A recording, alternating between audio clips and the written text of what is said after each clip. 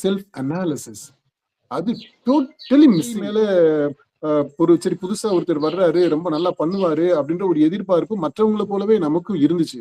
அந்த பிரச்சனையை இவங்க அட்ரஸ் பண்ணாத வரைக்கும் தாவேகா ஒரு கட்சியாக மலரவே முடியாது. நான் வந்துட்டேன்னு சொல்லிட்டேன்ல, ஏன்னா அப்படியே கொண்டு போய் கோட்டையில முதல்வர் நாற்காலியில உட்கார வை, ஏன்னா நான் தான் டிக்ளேர் பண்ணிட்டேன், நான் தான் மக்கள் விரும்பும் முதல்வர் வேட்பாளர் அப்படி நானே சொன்ன பிற்பாடு உனக்கு என்ன பிரச்சனை? எந்த செயல்பாடுகளுமே இல்லாம நடைமுறையில செயல்ல நீங்க மக்களுக்கானவர் அப்படின்றத வெளிப்படுத்தாம மக்கள் கொண்டு போய் உட்கார வைக்கணும் அப்படின்ற அந்த டிமாண்ட் எப்படி நியாயப்படுத்த முடியும்? அனௌன்ஸ் பண்ணதுல இருந்து இப்ப வரைக்கும் பார்க்கும்போது இந்த தாவேகாவுல இந்த சீரியஸா ஆட்டிடியூட் ப்ராப்ளம் இருக்கு. விஜயால இந்த மாதிரி எல்லாம் கஷ்டப்பட்டு கேம்பெயின் பண்ண முடியாது. ரசிகர்கள் பின்தொடர்ந்து வர்றத நீங்க கண்ட்ரோல் பண்ணுங்க அப்படின்ட்டு எழுத்து மூலமா கொடுத்துடுறாருன்னு வச்சுக்கிறோம். அப்ப போலீஸுக்கு இது வேலையே இல்லைங்க. என்னன்னா விதி மீறல செலிப்ரேட் பண்றான், விதி மீறல இவரே செலிப்ரேட் பண்றாரு, இதை வேற என்கரேஜ் பண்றாரு. ரோட் ஷோ போனாருங்க, அதே பாண்டிச்சேரியில போகும்போது நீட்டா 2 பக்கமும் நிறுத்திடுறாங்க.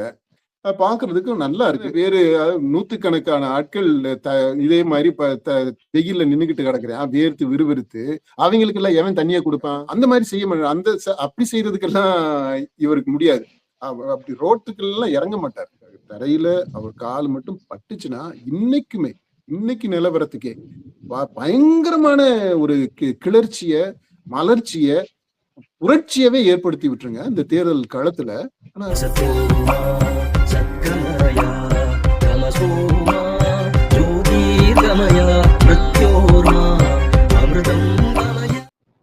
தாவேகா தலைவர் விஜய் இன்னைக்கு வில்லிவாக்கம், டி நகர், அண்ணா நகர் பகுதியில பிரச்சாரம் மேற்கொள்றதா இருந்துச்சு. ஆனா அங்க பிரச்சாரம் மேற்கொள்ளாம இன்னைக்கும் ரத்து பண்ணிட்டாங்க. கேட்டா தேர்தல் ஆணையம் கொடுத்த நிபந்தனைகள்லாம் எங்களுக்கு சரியா படல, 1 மணி நேரத்துக்குள்ள வேற பாயிண்ட்டுக்கு போகணும்னு சொல்றாங்க, எப்படி எங்களால போக முடியும் அப்படின்னு சொல்லிட்டு ரத்து பண்றாரு.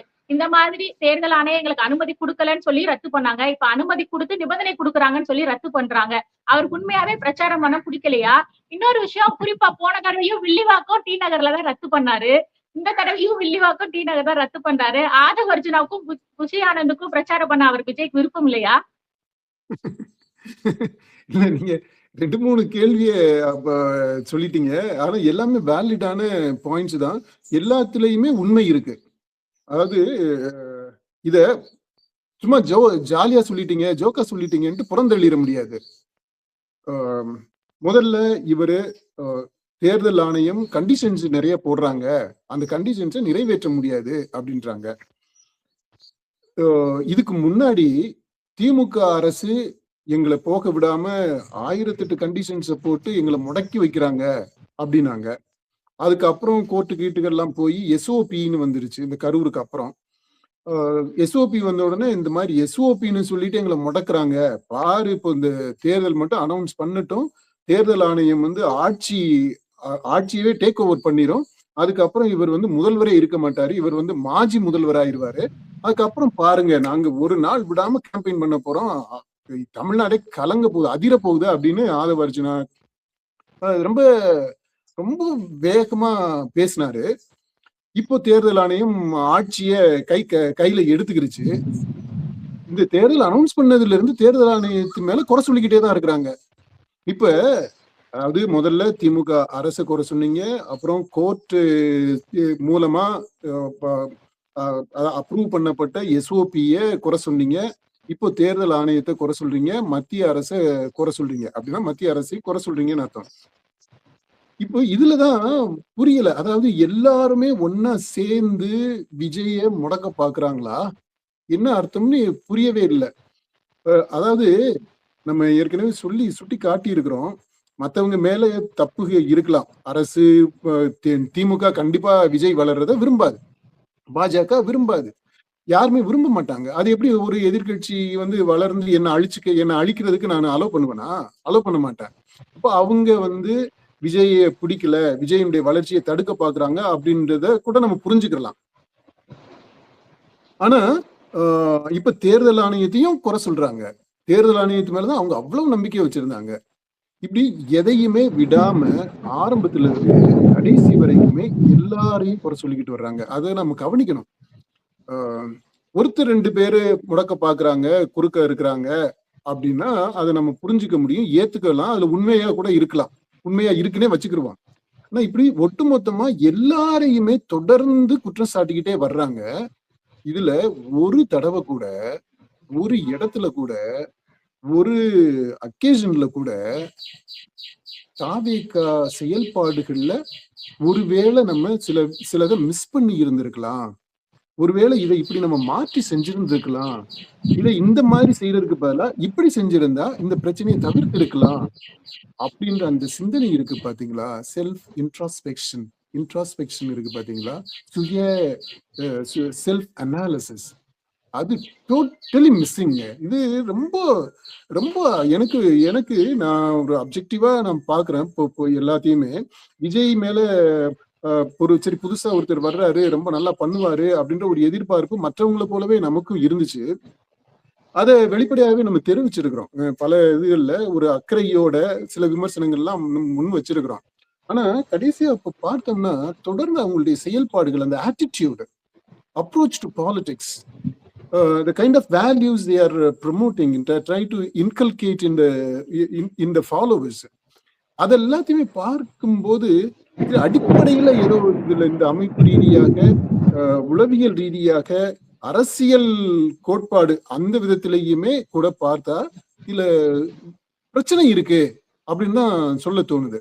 அந்த பிரச்சனையை இவங்க அட்ரஸ் பண்ணாத வரைக்கும் தாவேகா ஒரு கட்சியாக மலரவே முடியாது. ஏன்னா இப்ப என்ன நினைக்கிறாங்க அப்படின்னா, நான் அரசியலுக்கு வந்துட்டேன் அப்படின்னா நான் வந்து தமிழ்நாட்டுக்கு ஒரு ஃபேவர் பண்றேன். அதான் அவரு இப்ப இந்த ரீசெண்டா அந்த பேச்சுகள் எல்லாத்துலயுமே ரொம்ப அப்படமா முதல்ல வந்து உச்சத்துல இருந்து நான் என்னுடைய கெரியர் உச்சத்துல அதை விட்டுட்டு வந்தேன்னு சொன்னாரு. இப்ப என்ன சொல்றாரு? கெரியர் உச்சத்தை விட்டுட்டு வந்தேன்றது இல்ல, எனக்கு இருந்த எவ்வளவு வசதி வாய்ப்புகள் இருந்துச்சு, எல்லா வசதி வாய்ப்புகளையும் விட்டுட்டு நான் ஒரு ஏழ்மை கோலம் கொண்டு எளியவனா நான் வந்திருக்கிறேன் அப்படின்ற அர்த்தத்துல பேசுறாரு. எல்லா வசதி வாய்ப்பையும், வசதியான வாழ்க்கையை விட்டுட்டு வந்தேன்றாரு. அடுத்து எல்லா வலிகளையும் தாங்கிக்கிட்டு நான் வர்றேன்றாரு. அப்புறம் என்ன சொல்றாரு? முத்தாய்ப்பா சொல்றது, அதனால இதுதான் கடைசி வாய்ப்பு, இறுதி வாய்ப்பு தமிழக மக்களுக்கு, அதனால உங்களை காப்பாத்திக்கணும் அப்படின்னா என்ன இருக பற்றிக்கங்க, உங்க விஜய் நான் வாரேன் அப்படின்றாரு. அந்த அடுக்கு புரியுதா? அதாவது நான் எல்லா வசதி வாய்ப்பையும் விட்டுட்டு எல்லா வழிகளையும் தாங்கிக்கிட்டு வர்றேன், இதான் நான் கடைசி வாய்ப்பா நான் வர்றேன். அதாவது நான் உங்களுக்கு தமிழ்நாட்டுக்கு அருளப்படுகின்ற ஒரு கொடை, இது ஒரு gift, it's a great opportunity, it is a miracle, இதை நீங்க விற்றக்கூடாது, இதை நீங்க இருங்க பற்றிக்கங்க. அப்படின்னா என்ன அர்த்தம்? நான் வந்துட்டேன்னு சொல்லிட்டேன்ல, என்னை அப்படியே கொண்டு போய் கோட்டையில முதல்வர் நாற்காலியில உட்கார வை, ஏன்னா நான் தான் டிக்ளேர் பண்ணிட்டேன், நான் தான் மக்கள் விரும்பும் முதல்வர் வேட்பாளர் அப்படி நானே சொன்ன பிற்பாடு உனக்கு என்ன பிரச்சனை அப்படின்னு நான் மக்கள் விரும்பும் முதல்வர் வேட்பாளர்னு சொல்லிட்டேன். அப்ப மக்கள் விரும்பித்தான் ஆகணும், அப்ப என்னை கொண்டு போய் அங்க உட்கார வைக்கணும், அப்பதான் நீ உண்மையான மக்களா இருக்கிறேன்னு அர்த்தம். இந்த ஆட்டிடியூட் நான் கொஞ்சம் மிகைப்படுத்தி சொல்றேன், ஆனா இதுக்கு பின்னாடி இருக்கக்கூடிய அந்த உளவியல் ரீதியான அந்த டிமாண்ட் இருக்கு பாத்தீங்களா, அதுதான் இது. அந்த எக்ஸ்பெக்டேஷன் மட்டும் இல்ல, இட்ஸ் a டிமாண்ட். அது எப்படி ஒரு கிரெடிபிலிட்டி இல்லாம, நீங்க யாரு என்ன விவரம் அப்படின்ற எந்த இதுவுமே இல்லாம, எந்த செயல்பாடுகளுமே இல்லாம, நடைமுறையில செயல்ல நீங்க மக்களுக்கானவர் அப்படின்றத வெளிப்படுத்தாம மக்கள் கொண்டு போய் உட்கார வைக்கணும் அப்படின்ற அந்த டிமாண்ட் எப்படி நியாயப்படுத்த முடியும்? இப்ப இந்த நம்ம வீட்டுகள் எல்லாம் பாக்குறோம் இல்லையா, ஒரு லோவர் மிடில் கிளாஸ் குடும்பம் அப்படின்னு எடுத்துக்கிறோம், உதாரணத்துக்கு எடுத்துக்கிறோம். அவங்க வரவுக்கும் செலவுக்கும் கரெக்டா இருக்கும், ஏதோ 5-10 மிச்சம் பண்றதுல வந்து கொஞ்சம் நகை நட்டு ஏதாவது வாங்குவாங்க, வருஷத்துல ஒரு பவுனு 2 பவுனு நகை அப்படி அந்த மாதிரி வாங்குற அளவுக்கு தான் இருக்கும். இதுல என்ன பண்ணுவான், இந்த வயசு பையன் காலேஜுக்கு போகணும்னு எனக்கு பைக் வேணும்தான், பைக்கு அவங்க அப்பா அம்மா எல்லாம் போறது பப்ளிக் டிரான்ஸ்போர்ட்ல தான் வேலைக்கு 2 பேரும் போயிட்டு வருவாங்க. அல்லது அவர் வந்து இப்போ ஒரு பழைய டிவிஎஸ் 50, அந்த மாதிரி இந்த விஜய் ஒரு டிவிஎஸ் 50 கணக்கு காட்டியிருக்காரு தெரியுமா, அந்த மாதிரி ஒரு டிவிஎஸ் 50ல போயிட்டு வருவாங்க. மிஞ்சி போனா ஒரு ஸ்கூட்டர் கிட்டர் அப்படிதான் இருக்கும். இந்த பையன் சரிப்பா ஒண்ணு வாங்கிக்கலாம் அப்படின்ட்டு அவங்க யோசிக்கையில டிமாண்ட் வைப்பான், எனக்கு அந்த 2 லட்சம் ரூபாய் பைக் வேணும், ஆஃப் ரோடு பைக்கா என்னென்னமோ சொல்றாங்க, இந்த வீலிங் பண்றதுக்கு, அந்த ரீல்ஸ் போடுறதுக்கு ஏற்றது மாதிரியான பைக்ஸ். 2 லட்சம் 3 லட்சம்ன்றது சாதாரண ரொம்ப சீப்பான பைக்கா அதெல்லாம். 5 லட்சம் 10 லட்சம் 20 லட்சத்துக்கெல்லாம் பசங்க பைக் கேக்குறாங்க வாங்குறாங்க. இப்ப இந்த மாதிரி பைக் கேட்கும்போது, ஏப்பா இல்லப்பா வீட்டுல அக்கா இருக்கு, அது கல்யாண செலவு வேற இருக்கு, உனக்கு பைக் வாங்க முடியாது அப்படின்னா இமோஷனலா பிளாக்மெயில் பண்ணுவான். அந்த காலத்துல எல்லாம் அப்படின்னா அப்ப ஏன் என்னை பெத்த அப்படின்னு அந்த மாதிரி இந்த கேட்பாங்க. இப்ப காலத்துலயுமே அப்படியெல்லாம் கேக்குறாங்க. கிடையாது. இந்த காலத்துலயுமே கேக்குறாங்கன்னு சொல்றேன் பசங்க. இந்த காலத்துலயும் கேக்குறாங்க. ஆனா அதை தாண்டி போயிடுறாங்க. இப்ப பசங்க வந்து கொஞ்சம் கோவிச்சுக்கிறான், கொஞ்சம் அழுகுறான், இல்ல கொஞ்சம் இதா போயிடுறான் அப்படின்னா பேரண்ட்ஸால ஏத்துக்க முடியல. ஏன்னா பெரும்பாலான வீட்டுல ஒரு பையனா இருக்கான், ஒரு பிள்ளையா இருக்கு, ஒரு பொம்பளை பிள்ளை இருக்கு, ஒத்த பிள்ளையா தான் இருக்கு. ஏகதேசமா 2 பேர் இருக்கிறதுன்றது அபூர்வமா போயிடுச்சு. இப்போ ஒரு பிள்ளைதான் இருக்கு. அப்ப அதனால ஈஸியா பிளாக்மெயில் பண்ணிட முடியுது பேரண்ட்ஸ. சைக்கலாஜிக்கலா சைக் பண்ணி விட்டுறது, இமோஷனலா பிளாக்மெயிலிங். அதை பண்ணும்போது பெத்தவங்க என்ன பண்ணிடுறாங்க, சரி நம்ம என்ன சொத்து சேர்த்து யாருக்கு வைக்க போறோம், நம்ம பிள்ளைக்கு தானே, அதனால வாங்கி கொடுப்போம் அப்படின்ட்டு இஎம்ஐல லோனை போட்டு அதை போட்டு இதை போட்டு பைக்கை வாங்கி கொடுத்துட்றாங்க. அந்த அந்த பையனுக்கு இருக்கக்கூடிய அந்த பிடிவாதம் இருக்குது பாத்தீங்களா. நான் ஆசைப்பட்டுட்டேன், என் ஃப்ரெண்ட்ஸ் எல்லாம் பைக் வச்சிருக்கிறானுங்க, ஏன் நான் பைக் இல்லாட்டினா நான் அங்க வந்து அந்த கூட்டத்துல அந்த பியர் குரூப்ல நான் வந்து அவுட் ஆஃப் குரூப்பா ஃபீல் பண்ணுவேன், அதனால அவங்களோட ஒன்னா ஜெல் ஆகணும்னா எனக்கு இந்த பைக் வேணும் அப்படின்றது பிடிவாதம் பிடிச்சு, அதாவது நிலைமை வீட்டுல பொருளாதார நிலைமை முடியாது அப்படின்னு பட்சத்திலையும் அதையும் மீறி வற்புறுத்தி பைக்கை வாங்கிடுறான் பாத்தீங்களா. அந்த மாதிரியான ஒரு ஆட்டிடியூட தான் நான் அந்த தாவிக்காவில் எல்லார்ட்டையுமே பாக்குறேன். விஜய்ல இருந்து ஆதவ் அர்ஜுனால இருந்து மத்தவங்க அவங்க பேசக்கூடிய அந்த மொழி, பப்ளிக்ல அவங்க அவங்க நடந்துக்கிற விதம், அவங்களுடைய செயல்பாடு, இது எல்லாத்தையும் பார்க்கும்போது டிபிக்கலா அந்த அடலசென்ட் பிஹேவியர், அடலசென்ட் அடமெண்டா இருக்கிறது. பிடிவாதமா பிடிச்ச புடியில எனக்கு இது வேணும்னா வேணும். முதல்வர் நாற்காலியில போய் உட்காரணும் அப்படின்னா என்ன நான் உட்கார்ந்தே ஆகணும்.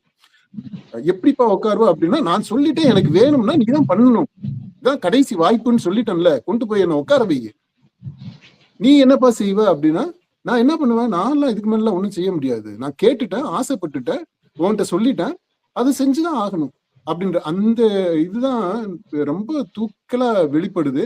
நான் இந்த காமெண்ட் இப்போ இவ்வளவு தூரம் வேகமா சொல்றதுக்கு காரணம் ஏன்னா தொடர்ந்து இந்த 2 வருஷமா 2 வருஷத்துக்கு மேல அவர் கட்சி பேரை அனௌன்ஸ் பண்ணதுல இருந்து இப்ப வரைக்கும் பார்க்கும்போது இந்த தாவிகாவில் இந்த சீரியஸா ஆட்டிடியூட் ப்ராப்ளம் இருக்கு. ஒரு பக்கம் அவங்களுக்கு அந்த யூத் கிரேஸ் இருக்குது, அது இருக்குது, இது இருக்குதுன்றது எல்லாத்தையுமே நம்ம பாக்குறோம்.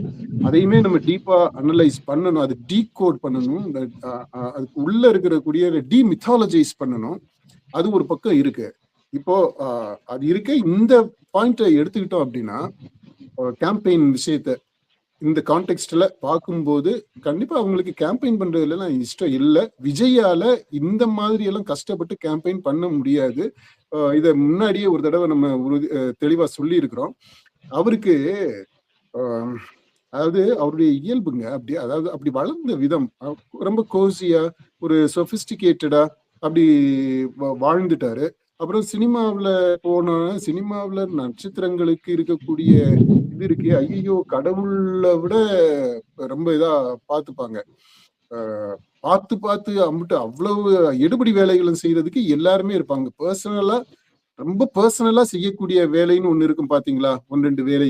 அது தவிர மத்த எல்லா வேலையையும் கால ஷூ மாட்டி விடுறதுல இருந்து எல்லா வேலையுமே செய்யறதுக்கு அத்தனை அடிமைகள் இருப்பாங்க.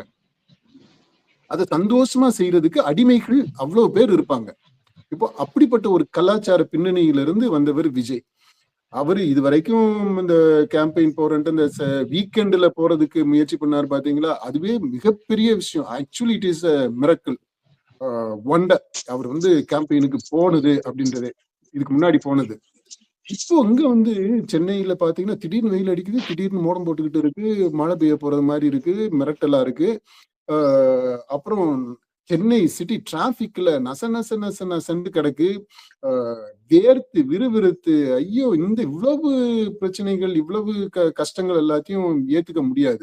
ஏதோ ஒரு தடவை கொஞ்ச நேரம் இந்த ஷூட்டிங்ல பாக்குறோம் இல்லையா, ஒரு டேக் முடிஞ்ச உடனே அதுக்கு அடுத்து உள்ள போயிட்டு கூலா ரிலாக்ஸ் பண்ணிட்டு அதுக்கப்புறம் அடுத்த ஷாட்டுக்கு போறது. அது மாதிரி ஃபியூ மினிட்ஸ் இதை எக்ஸ்பீரியன்ஸ் பண்ணிருக்கலாம். ஆனா கண்டினியூவஸா நான் ஸ்டாப்பா மணிக்கணக்குல இந்த மாதிரி அவதிப்படுறதுன்றது வந்து இரிட்டேஷன் ஆயிடும் கண்டிப்பா. ஆக்சுவலா பாண்டிச்சேரியில நீங்க பாத்தீங்களா, அவர் ரொம்ப இரிட்டேட் ஆகி அநாயாகி கோவப்படுறத நீங்க பார்த்திருப்பீங்கன்னு நினைக்கிறேன். அந்த வேன் மேல இருந்துட்டு திட்டுறாரு. அதெல்லாம் என்னன்னா சாதாரணமான ஒரு கூலா இருக்கையில அப்படி கோவப்பட்டு திட்ட வேண்டிய அவசியம் இருந்திருக்காது. அதை நாசுக்கா வேற மாதிரி சொல்லி இருந்திருக்கலாம், அல்லது இவரே சொல்லியிருக்க தேவையில்லை, மத்தவங்க சொல்லி இருந்திருக்கலாம் இது மாதிரி பண்ணக்கூடாது அப்படின்றத.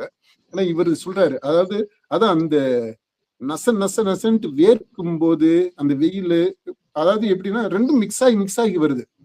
உள்ள வேனுக்குள்ள இருக்கையில கம்ஃபர்டபுளா இருக்கு, திடீர்னு மேல ஏறி நிக்கணும், அப்படி ஏறி நிற்கும் போது வெயில் வேர்க்கும், அப்புறம் திரும்ப உள்ள போகணும்.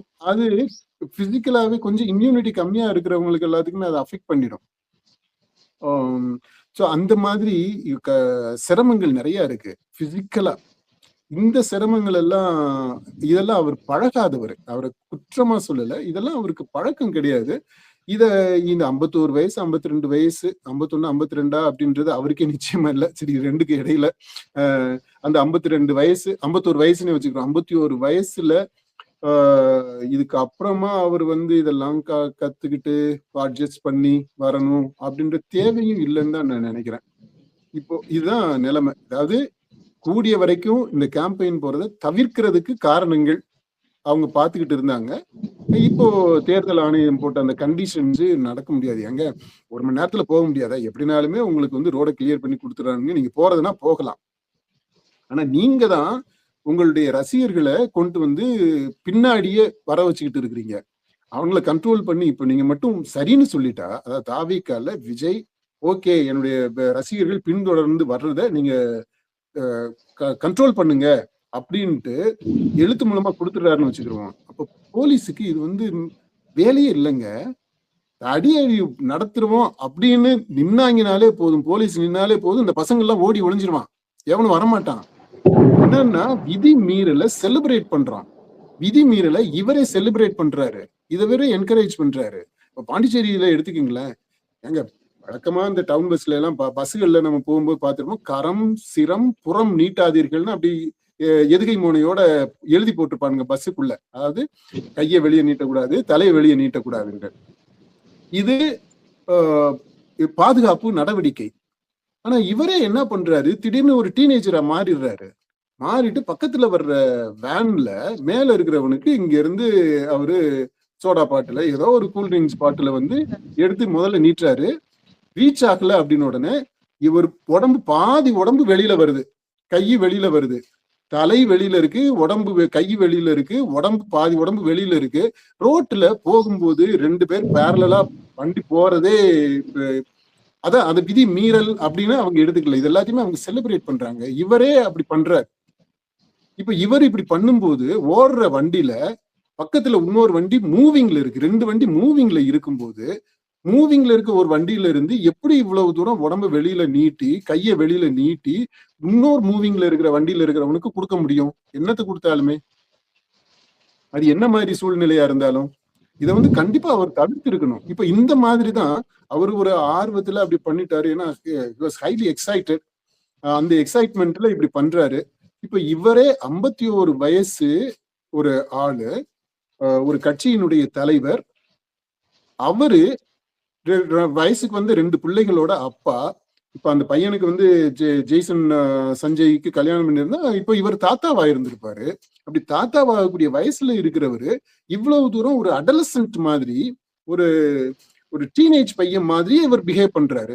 இப்ப இவர் பிஹேவ் பண்ணா இப்ப எப்படி அந்த இன்னும் பாத்தீங்களா, அந்த சின்ன பசங்க ஒரு பையன்லாம் இவர் வேன் மேலேயே ஏறி வர்றான், வண்டி மூவிங்ல இருக்கு.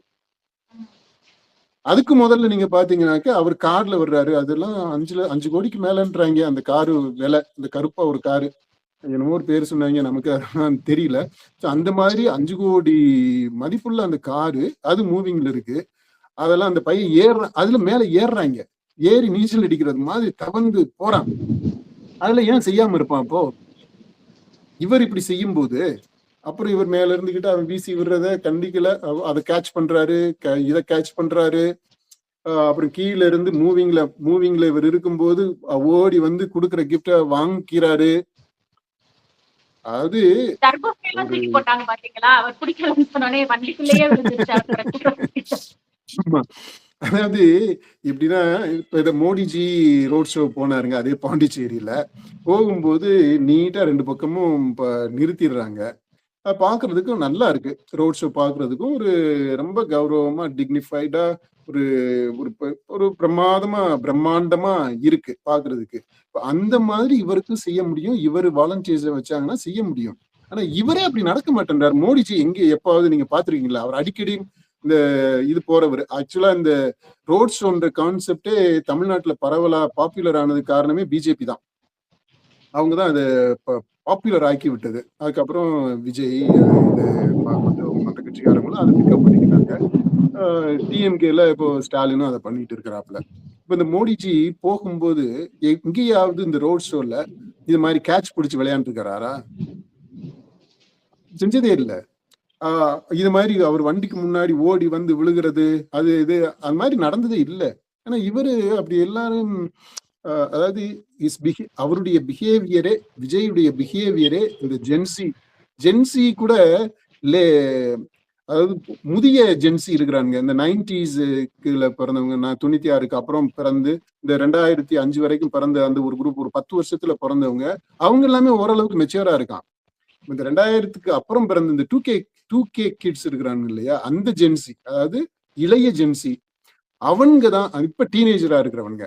அந்த பசங்களுடைய டீனேஜரா இருக்கிற பையங்க பொண்ணுங்க எல்லாம் ரெண்டும் எல்லாமே ஒரே மாதிரி தான் இருக்கு. அவங்க பிஹேவியர் எல்லாமே, அங்க ஜெண்டர் வித்தியாசம் எல்லாம் கிடையாது. இந்த மாதிரி இவங்களுக்கு ஏத்தது மாதிரி இவங்கள ஒருத்தராகவே விஜய் நடந்துக்கிறாரு. பை டெம்பரமெண்ட், பை நேச்சர், அவருடைய பிஹேவியரே அப்படித்தான் இருக்கு. அவங்களுக்கு ஏத்தது மாதிரியான பிஹேவியரா இருக்கு. அதை கொஞ்சம் கொஞ்சம் அப்பப்போ பார்க்கும்போது ரசிக்கலாம், கொஞ்சமா இருக்கும்போது ரசிக்கலாம். ஆனா அது எல்லாரையுமே கன்சிஸ்டன்டா எல்லா இடத்துலயும் எல்லா நிகழ்ச்சிகள்லயும் அப்படிதான் அவர் நடந்துக்கிறாரு அப்படின்னா அது ஒரு இல்லையே, ஒரு தலைவர் இல்லையே அப்படின்னு அந்த கேள்வியை எழுப்ப ஆரம்பிச்சிருது பாத்தீங்களா. அதனால அது ஒரு பூமராங் ஆயிடும். அளவுக்கு அதிகமா போகும்போது இது விஜய்க்கு எதிராகவே திரும்பிடும். இப்போ அந்த ஸ்டேஜ்ல தான் இருக்கு.